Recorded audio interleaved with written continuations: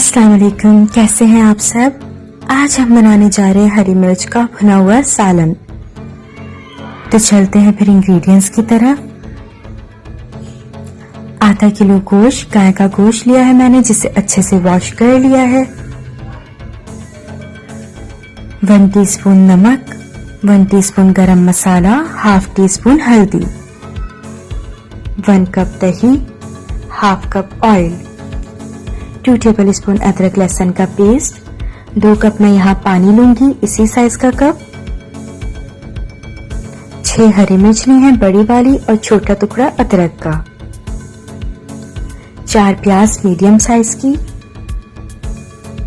सिरके का हमें सिर्फ 2 से 3 कतरे लेने हैं, यानी कि हाफ टी स्पून। और यहाँ मैंने हरा धनिया लिया है आधा गड्डी, 12 हरी मिर्चें,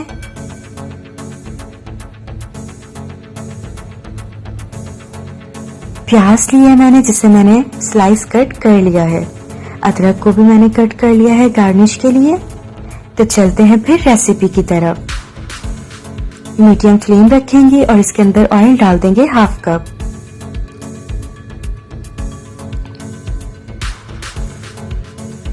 साथ ही मैं इसमें प्याज भी डाल दूंगी। अगर आपको मेरी रेसिपी पसंद आए तो प्लीज लाइक जरूर करिएगा। प्याज को हमें पिंक करना है, बहुत ज्यादा ब्राउन नहीं करना, बिल्कुल लाइट पिंक रखना है।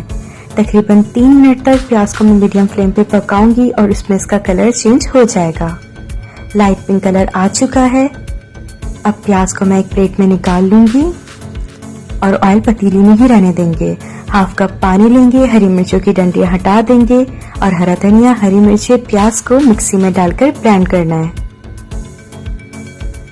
तो चलते हैं फिर मिक्सी की तरफ। इसमें मैं प्याज डाल दूंगी, साथ ही हरा धनिया, हरी मिर्चें और पानी भी। अब इसका कैप लगाकर मैं इसे अच्छे से ब्लेंड कर लूंगी।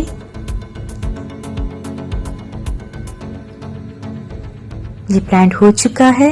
आपको इसकी कंसिस्टेंसी में शो करा देती हूँ। ये इसी तरीके से होना चाहिए। जो हमने ऑयल लिया था पतीली में, उसी के अंदर अदरक लहसुन का पेस्ट डाल देंगे। साथ ही इसमें गोश्त भी डाल देंगे और इसकी अच्छे से भुनाई करेंगे 5 मिनट तक मीडियम फ्लेम पे।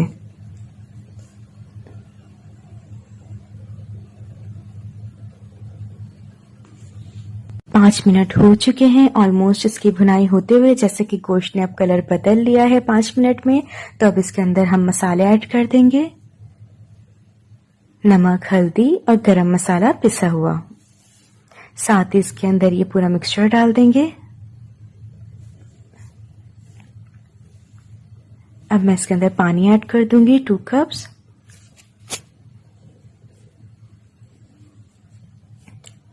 दही भी डाल दूंगी मैं साथ में। 1 कप दही यूज की है हमने। अच्छे से चमचा चला देंगे और उबाल आने का वेट करेंगे। अगर आपको मेरी रेसिपी यमी लगे तो प्लीज जरूर ट्राई कीजिएगा, बहुत यमी बनती है। और प्लीज कमेंट में मुझे जरूर बताइएगा कि कैसी बनी। आप चाहें तो इसे नान के साथ सर्व करें या फिर कुलचे के साथ। मैंने इसे स्पैगेटी और राइस के साथ सर्व किया है। स्पैगेटी के साथ भी ये बहुत यमी लगती है। उबाल आना शुरू हो चुका है। अब ढकना ढककर मैं इसे 45 मिनट्स के लिए मीडियम फ्लेम पे छोड़ दूंगी। मैं 45 मिनट्स पकाऊंगी इसे। अगर कभी आपका गोश्त ना गले 45 मिनट्स में, तो आप चेक करके 15 मिनट और पकने दिएगा। बाज दफा गोश्त अलग होता है, इसलिए गलने में टाइम लगता है। अब मैं ढकना हटाकर देखूंगी कि गोश्त गल गया और सालन तैयार है।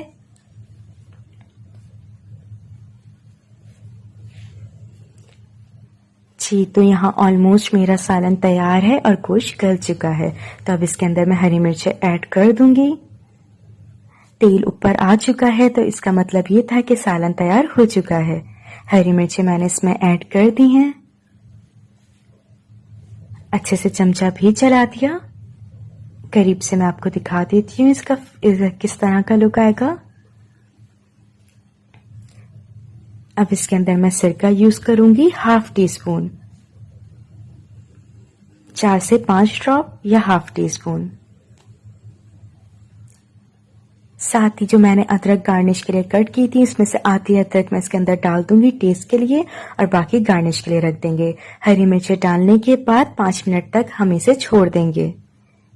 अब ढकना हटाकर देखेंगे, हरी मिर्चें गल चुकी हैं। 5 मिनट में मिर्चें गल जाती हैं।